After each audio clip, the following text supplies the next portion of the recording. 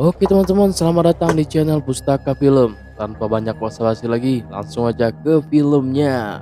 Check it out. Di awal film ini kita bakal diperlihatkan seorang pria yang sedang menusuk seorang wanita dengan pisau. Esok paginya, ada seorang polisi yang datang untuk menginterogasi pria bernama Chai. Polisi itu bernama Letnan Choi. Ternyata korban pembunuhan itu adalah istrinya Chai. Di tengah interogasi terlihat noda darah di baju Chai. Saat sedang mencari handphonenya, ada sebuah pisau yang terlempar. Letnan Choi pun langsung mau menangkap Chai. Akan tetapi Chai memukul Letnan Choi dengan panci sehingga dia pun pingsan. Chai pun kabur dari rumahnya. Dia berpikir tidak mungkin dia membunuh istrinya. Di sebuah minimarket, Chai mencoba mengingat apa yang dia lakukan tadi malam. Dia bertemu dengan temannya bernama Jinsu. Chai pun menelpon Jinsu untuk menjelaskan apa yang terjadi. Akan tetapi Jinsu tidak bisa karena dia masih bekerja.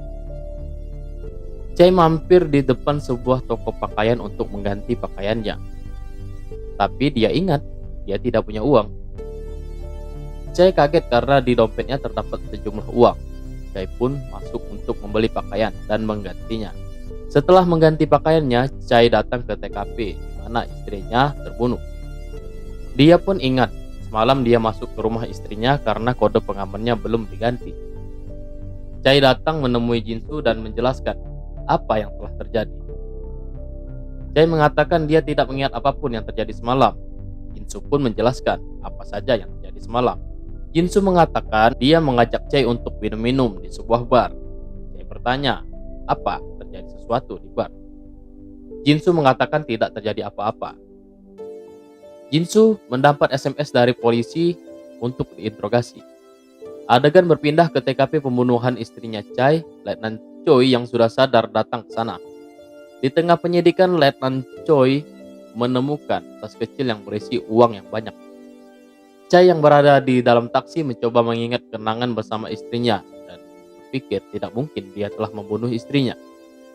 Chai datang ke bar tempat dia dan Jinsu minum semalam dan bertemu dengan seorang pelayan di sana. Di kantor polisi, Letnan Choi melanjutkan penyidikan dengan memeriksa CCTV di jalan. Letnan Choi pun datang ke satpam yang berjaga dan bertanya apakah ada jalan keluar lain di apartemen tersebut. Di sebuah taman bermain, Letnan Choi melihat mainan bebek-bebekan yang kepalanya udah hilang dan ada botol minuman tergeletak di tanah. Adegan berpindah ke polisi yang menginterogasi Jinsu. Jinsu bilang dia dan Chai pergi ke bar semalam.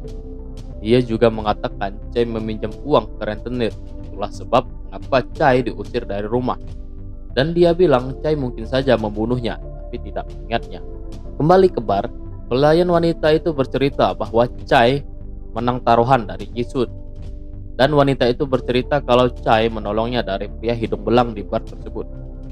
Tiba-tiba ada polisi yang datang ke bar dan bertanya apakah wanita tersebut melihat Chai. Akan tetapi wanita itu bilang tidak melihatnya dan polisi meminta menghubunginya jika melihat Chai. Saat Chai mau keluar, Letnan Choi melihat Chai. Chai pun melarikan diri dan dikejar oleh polisi. Chai dapat kabur dengan menggunakan taksi. Di dalam taksi, Chai mengingat kejadian 3 bulan lalu. Kemudian dia ingat semalam istrinya memberi minuman agar ingatannya pulih.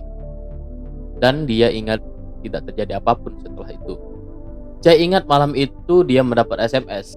Saat hendak membaca SMS-nya, HP Chai mati. Chai pun berhenti di minimarket untuk mengecas HP-nya. Adegan berpindah ke rumah Letnan Choi yang lagi dimarahin istrinya karena hutangnya bentar lagi jatuh tempo. Letnan Choi berjanji akan mendapatkan uang secepat mungkin. Letnan Choi pun berniat untuk menggunakan uang yang ia temukan di TKP tadi. Kembali ke Chai yang lagi ngecas HP-nya, dia kembali mengingat bagaimana ia dipecat dari kantornya dan dia berbohong kepada istrinya.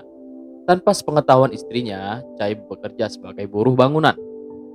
Sepulang bekerja, Chai mendapat selebaran dari tempat judi. Dan dia mencoba berjudi untuk pertama kalinya, berharap agar dia dapat uang. Tak lama itu datang seorang rentenir yang bernama Nyonya Kim. Dia tertarik dengan Chai untuk menjadi mangsanya. Adegan berpindah ke sepasang ABG yang main ke semak-semak. Belum sempat enak-enak, mereka menemukan potongan kepala bebek yang terdapat bercak darah. Mereka pun melaporkan temuan tersebut ke polisi. Balik lagi nih ke Chai. Setelah HP-nya terisi, dia membuka SMS tersebut. Ternyata SMS tersebut dari Nyonya Kim, tempat Chai meminjam uang. Tak lama Nyonya Kim menelpon Chai, kemudian Chai mengingat jarinya hampir putus karena tidak bisa bayar utang.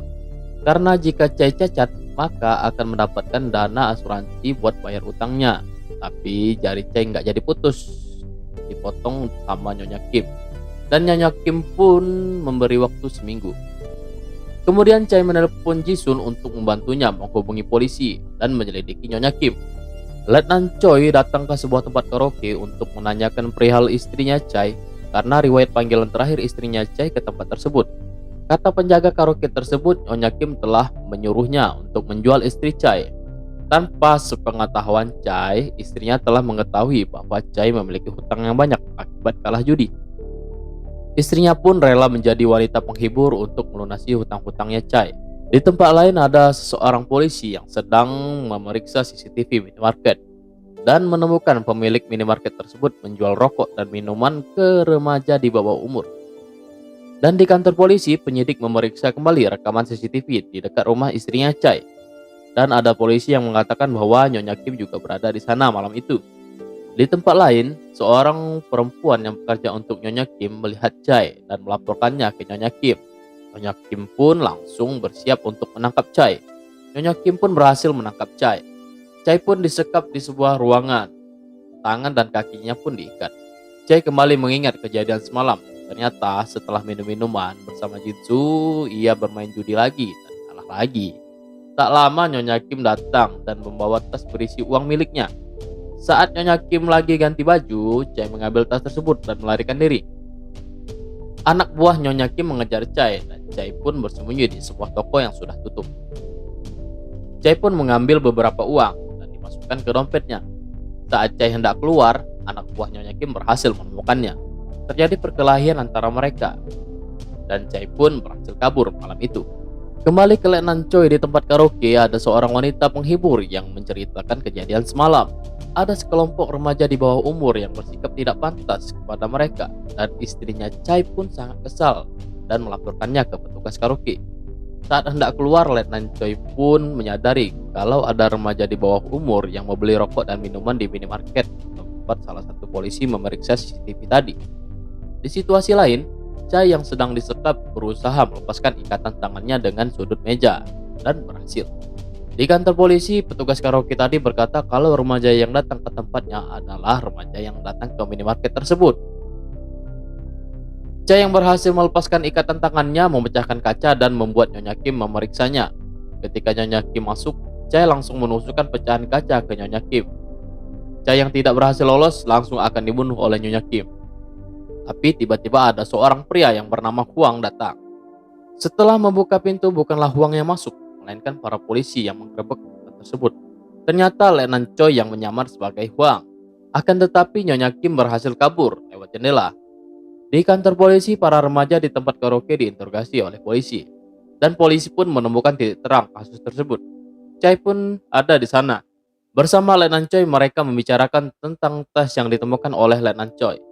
Letnan Choi pun bermaksud agar merahasiakan soal tas berisi uang kepada penyidik karena dia pun sedang membutuhkan uang dan Chai pun menyetujuinya. Kemudian Chai dipanggil masuk ke ruangan polisi dan diceritakan sehabis pulang dari karaoke, para remaja tersebut minum-minum di sebuah tempat taman bermain dan melihat istri Chai lewat. Mereka pun mengikuti istri Chai sampai ke rumah. Mereka melakukan mantap-mantap secara paksa ke istri Chai. Karena istri Chai melakukan perlawanan, salah satu dari mereka memukul kepala istri Chai dan menyebabkannya mati. Chai pun mengingat semua apa yang telah ia lakukan dan menyebabkan istrinya terbunuh. Ia pun menyesali semua perbuatannya dan nampaknya itu sudah terlambat. Bagaimana dengan Nyonya Kim? Nyonya Kim melanjutkan bisnis judinya dengan berkedok open trip akhir pekan dan film pun selesai. Ternyata scene awal film tadi merupakan mimpi buruk dari Chai. Bagaimana kesimpulan film ini? Bagikan di komentar. Terima kasih.